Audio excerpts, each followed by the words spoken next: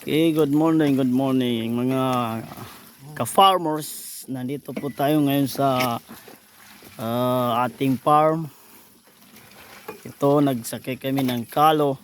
Ayan, tignan yung batang kasama namin. Ayan.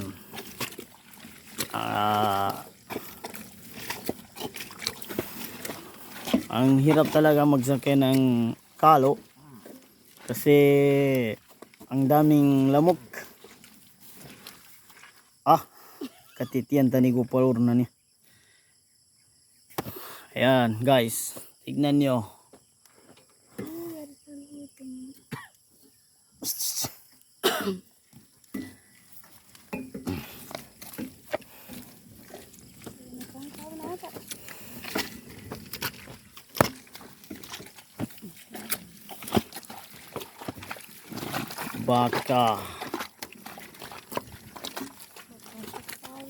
Baka sakaling magkalayo.